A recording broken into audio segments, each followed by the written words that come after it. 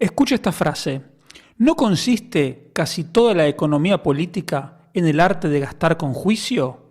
Si la economía es el juicio en los gastos, la disipación es la locura en el gobierno y en el país. Lo escribió el pensador argentino Juan Bautista Alberdi en 1854. Han pasado 169 años y aún hay muchos que no lo aprendieron. Empezamos.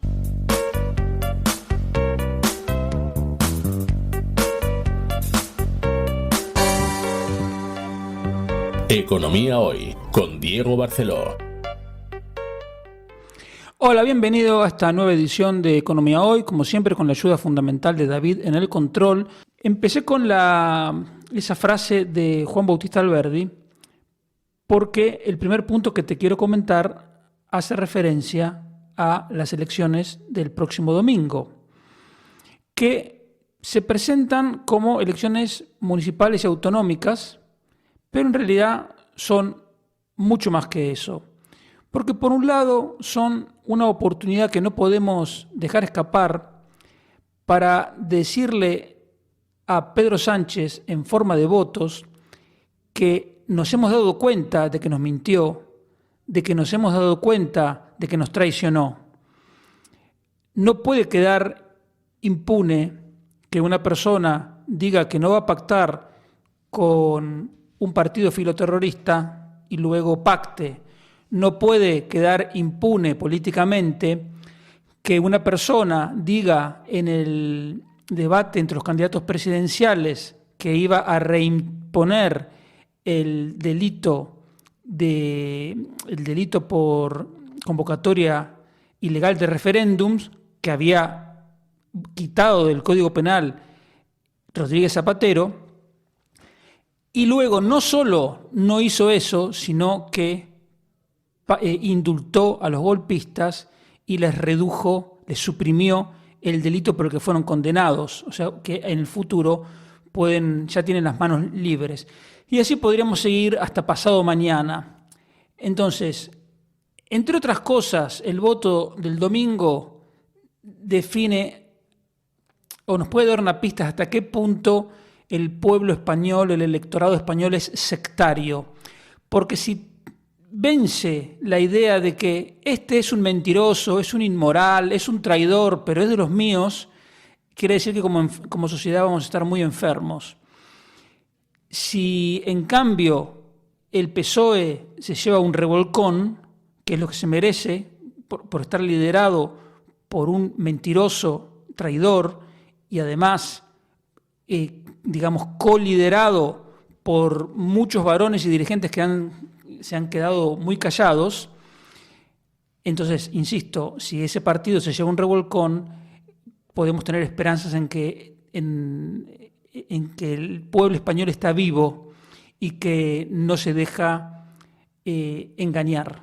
Pero además hay otra frase muy tonta, a mí por lo menos me parece muy tonta, que se repite cada vez que hay elecciones municipales, y dice, no, en los temas municipales no importa tanto la ideología, se vota más a la persona, porque es la forma de gobierno que está más cerca de la gente. Entonces, si tú conoces al alcalde y si es buen tío, mira, si el alcalde es buen tío, eres libre de invitarlo a tu casa a cenar, por ejemplo, pero no, ser buena persona no te hace competente para la gestión de la cosa pública.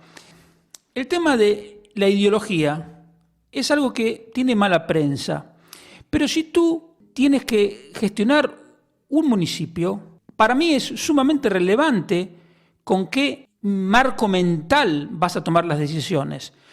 Por ejemplo, desde donde te hablo, el municipio de Siero, en Asturias, hicieron toda una obra con cargo a los fondos europeos que tú lo miras y puedes decir, ha quedado más guapa la calle. Sí, pero ahora el tráfico es mucho más complicado, no hay donde aparcar. Si tú eres el repartidor de Mercadona o de Amazon o de Correos, realmente no sé cómo puedes hacer tu trabajo, se montan atascos, es un verdadero desastre. ¿Y todo para qué? Para ampliar las aceras y, por supuesto, para hacer bicisendas. Entonces, bicisendas que no usa nadie, porque si estuvieran llenas de bicicletas, uno diría, bueno, está bien, eran necesarias. No. Entonces, en este caso concreto, por ejemplo, el marco mental del alcalde le permitió sumarse a la agenda globalista, ultraecologista, que complica la vida a los vecinos. Entonces, ¿será un buen tío? Perfectamente, lo invitamos a tomar un café, pero que no gestione porque, por lo menos aquí, de donde te hablo, las cosas son más complicadas. Luego hay otros alcaldes que tienen superávit y se dejan el dinero en una cuenta corriente, como si estuvieran gestionando una comunidad de vecinos o un club. Lo que no han entendido esos alcaldes que tienen un superávit y lo tienen guardado en cuentas corrientes es que el dinero no les pertenece a ellos. El dinero es de los ciudadanos que lo consiguen trabajando. Y si el ayuntamiento no necesita el dinero para financiar un servicio público esencial, lo tiene que devolver. De la misma manera que hacen las empresas que cotizan en la bolsa, cuando tienen un excedente, dan un dividendo o un dividendo especial si no tienen un proyecto en que gastar el dinero de los accionistas. Esto es exactamente igual. ¿Qué pasa? Una alternativa sería esa, o la otra alternativa sería amortizar deuda pública que tuviera contraído el municipio. Pero no lo hacen. ¿Y eso por qué no lo hacen? No lo hacen porque no tienen los principios claros, no tienen... o más fácil, porque prevalece la mentalidad estatista. Todo lo que vaya para el Estado es bueno. Y yo creo exactamente lo contrario. Y si tú haces un rápido repaso a los folletos que te dejan en el buzón de correos, todos los partidos, en mayor o menor medida, prometen un aumento de gastos. Pero resulta que ese aumento de gasto se produciría sobre el mayor gasto público de la historia. El conjunto de administraciones públicas en España en 2022 gastaron 690.000 millones de euros. Y el político medio, que probablemente ni conozca esta cifra, está dispuesto a seguir gastando. Entonces nosotros tenemos como ciudadanos también, además de rechazar las formas y las decisiones de Sánchez, lo que tenemos que hacer es aprovechar nuestra oportunidad de votar para decir que no queremos que nos sigan esquilmando, que nosotros ya no nos creemos más la mentira del estado del bienestar, que el único que está en bienestar es el Estado, no los ciudadanos. Hay que partir de una base elemental. El gobierno no te puede dar nada que no te haya quitado antes. Entonces tenemos que dejar de jugar este juego en el que nos queremos creer la ilusión de que en realidad se lo están quitando al vecino y me lo están dando a mí. Porque eso en realidad no funciona. Al final se termina empobreciendo toda la sociedad y el único que se, empodera es el político. Estas elecciones también tienen que servir para frenar el estatismo. El estatismo es todo aquel que promueva aumentos de gasto público o aumento de impuestos.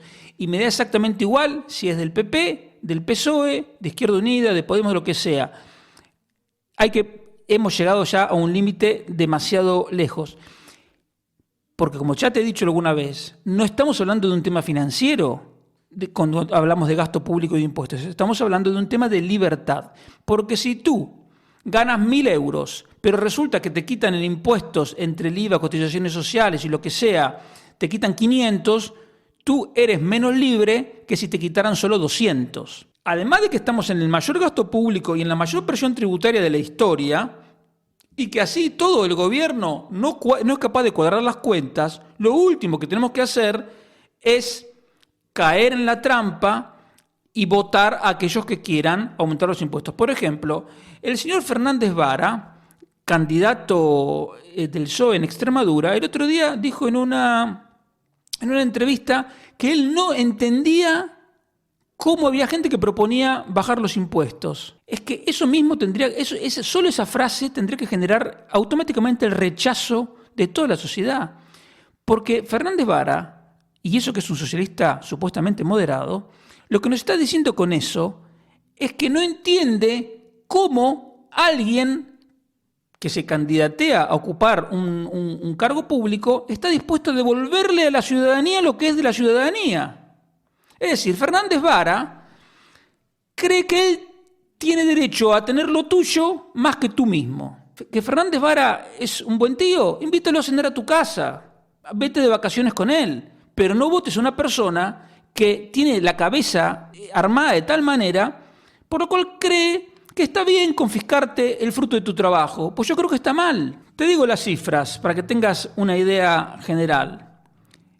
El gasto público total, conjunto de administraciones públicas, es 48% del PIB.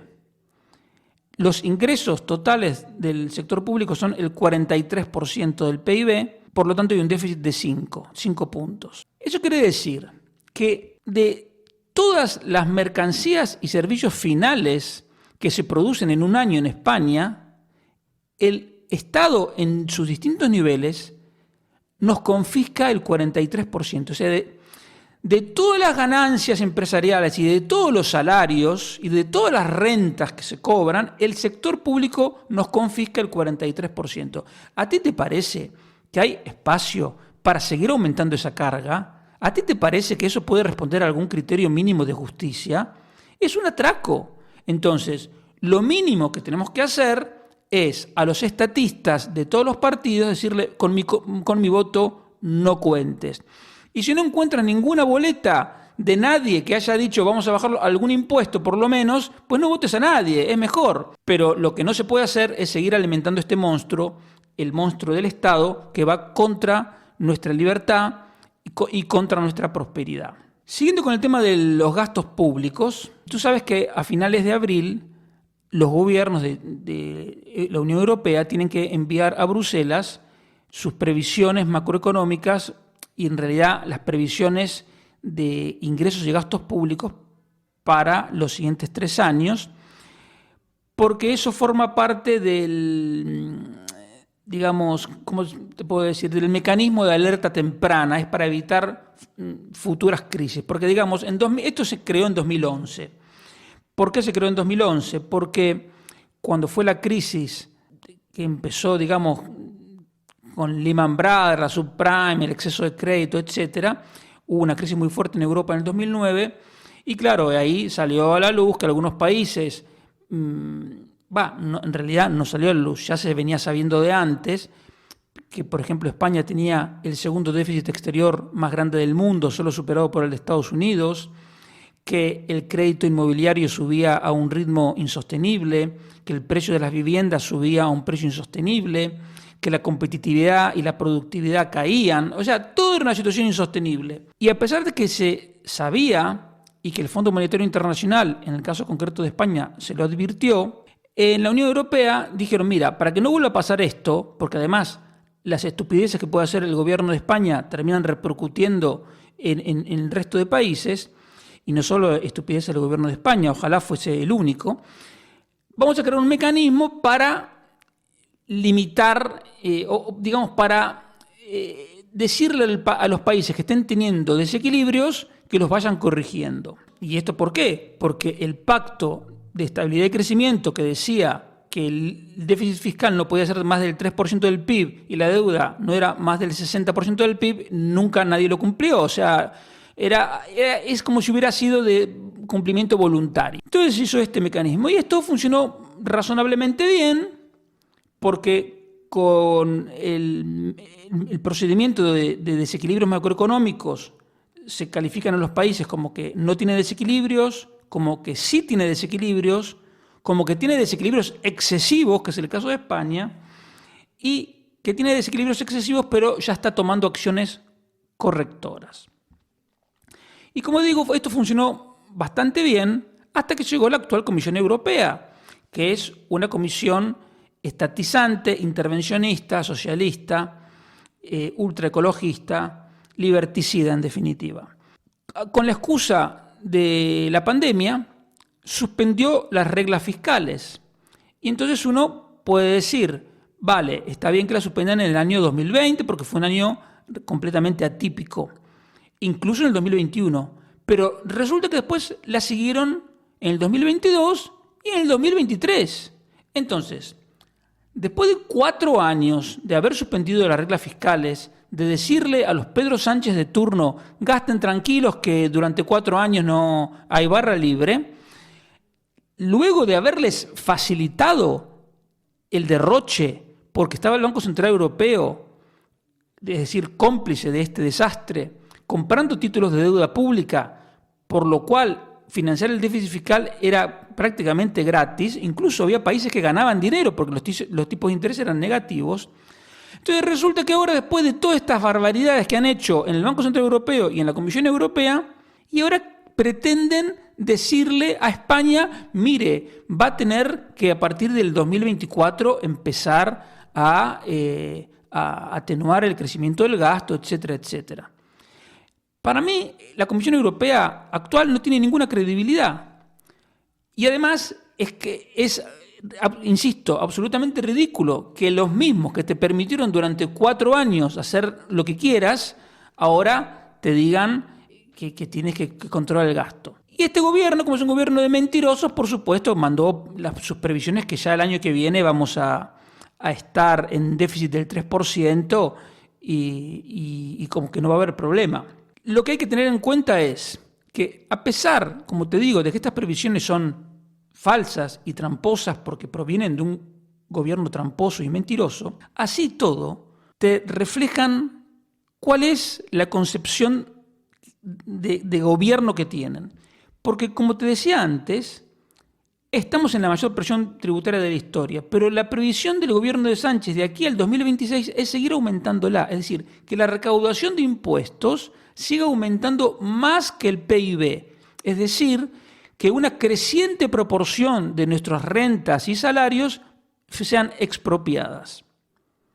Entonces, en el 26, ojalá estos que simplemente se permanezca en un papel y que ya para el 2026 Pedro Sánchez esté en el olvido. Difícil también porque yo hubiera apostado que Zapatero iba a pasar al olvido y sin embargo cada tanto aparece incluso dando conferencias y lecciones y opinando como si fuese un pensador cuando en realidad es una persona que tendría que pedir perdón hasta el último día de su vida. La cuestión es que Sánchez de aquí a la 26 quiere aumentar la presión tributaria en un punto porcentual más. Es decir, a dinero de hoy nos quiere expropiar unos 13.000 millones de euros adicionales. Y el gasto parece que baja, pero en realidad no baja.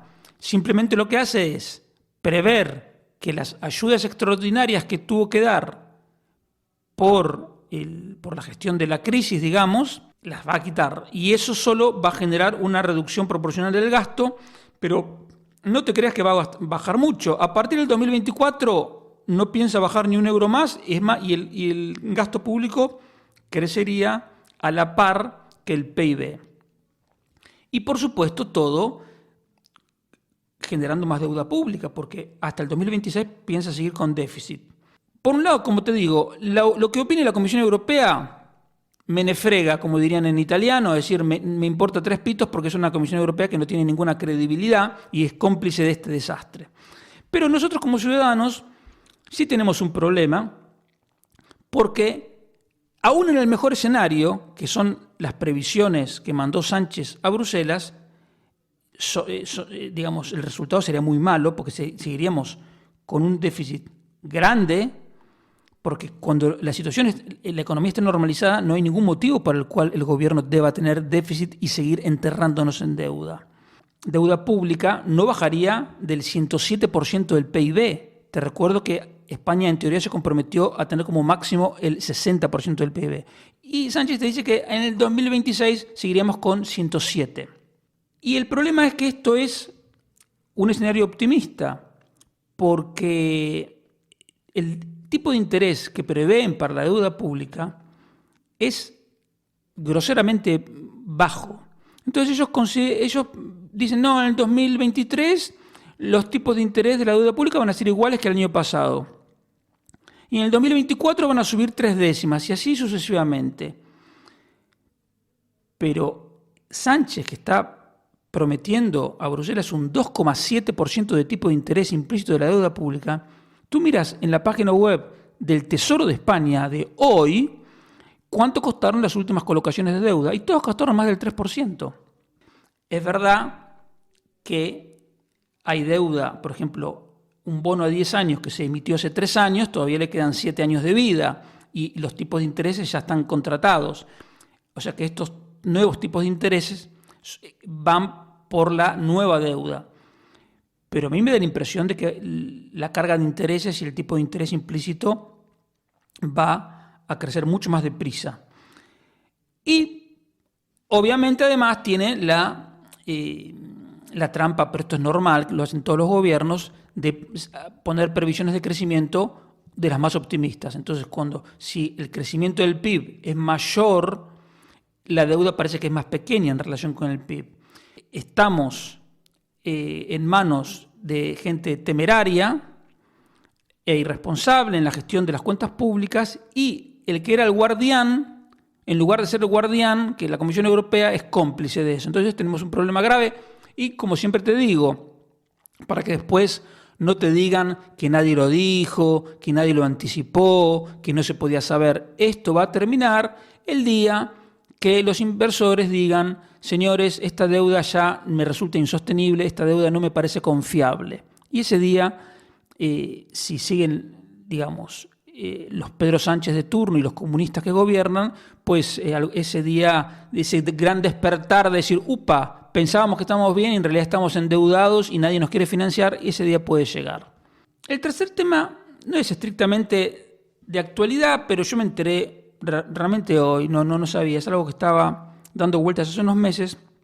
Resulta que una señora alemana que se llama Marlene Engelhorn, que es heredera de los fundadores de BASF, la empresa petroquímica alemana, que heredó no sé si más de 4.000 millones de euros, no tuvo mejor idea que crear un movimiento, no me apunté el nombre del movimiento, creo que era Tax Me Now, es decir, cóbrame impuestos ahora, para pedir que le cobren más impuestos a los ricos. Y entonces toda la argumentación de su página web y de su movimiento podría ser perfectamente la de Podemos o la del Partido Comunista, porque dicen que son siempre esas estadísticas que vaya a saber cómo están hechas, que en Alemania el 10% de los más ricos tiene el 60% de la riqueza y que la mitad de la población tiene solo el 3%, y que en Austria el 1% tiene el 40% de la riqueza, y que entonces eso es una desigualdad que debilita la democracia y daña a la sociedad. ¿Y cuál es la solución que propone? Pues le pide a los gobiernos que les cobren mucho más impuestos a los ricos. Tú podrías decir: yo no soy rico, total, a mí qué me importa. Y lo primero que tienes que entender es que, como mínimo, esos mayores impuestos a los ricos fortalecen al gobierno.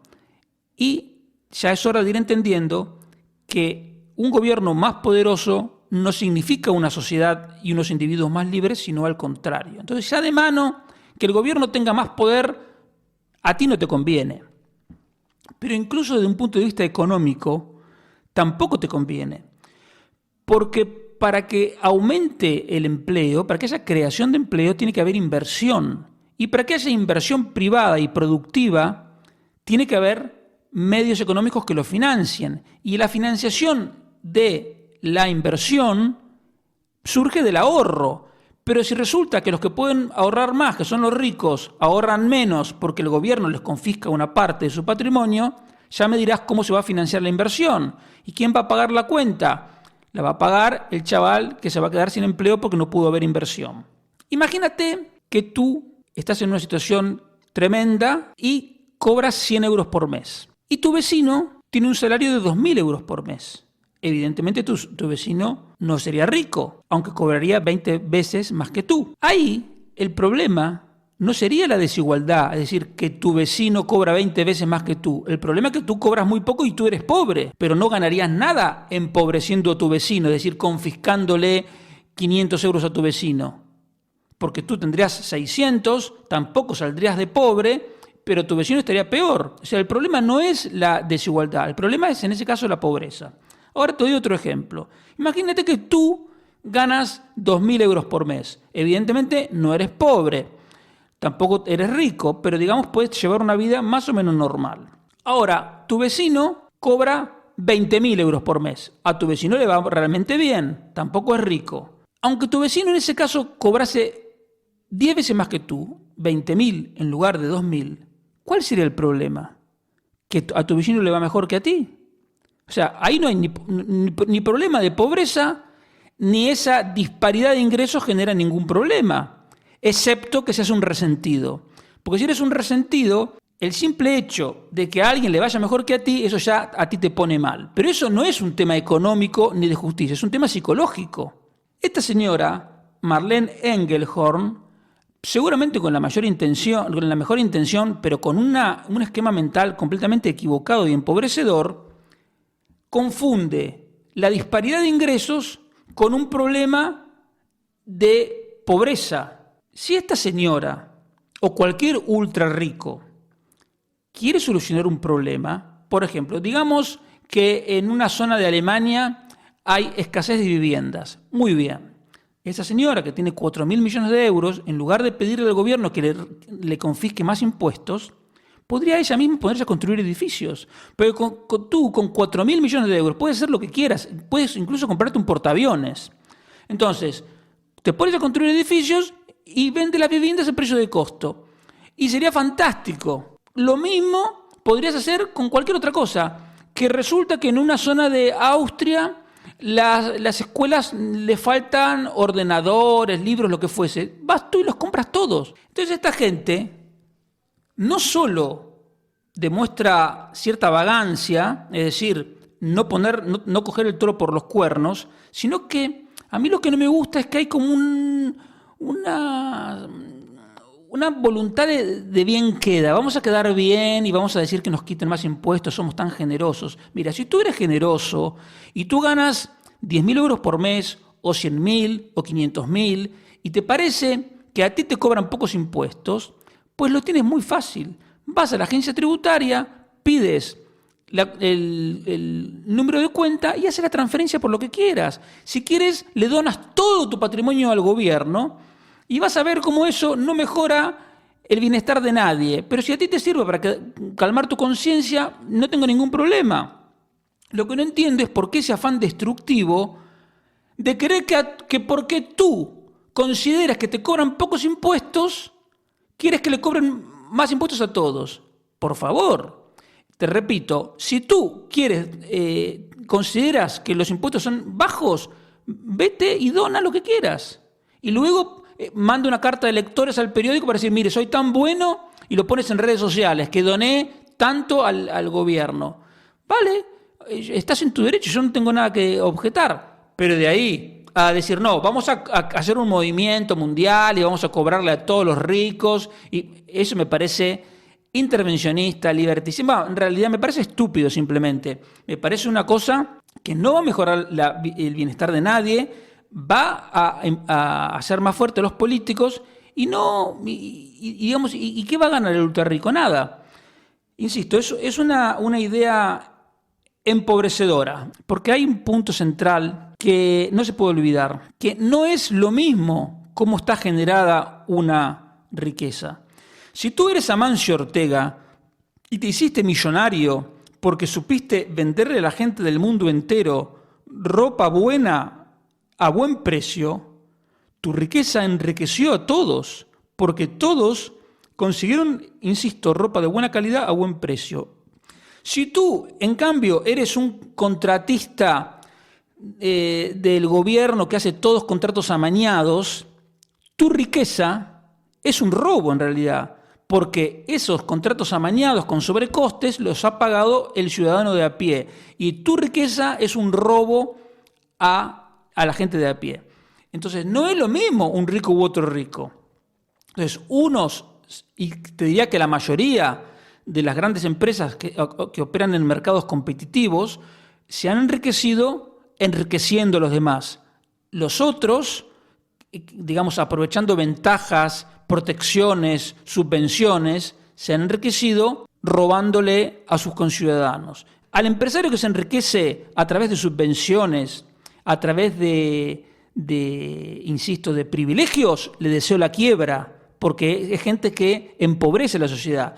Pero a los demás, a los Amancio Ortegas, a los Juan Roch, A ellos les deseo que sigan prosperando porque siguen haciendo ricos al resto de sus ciudadanos.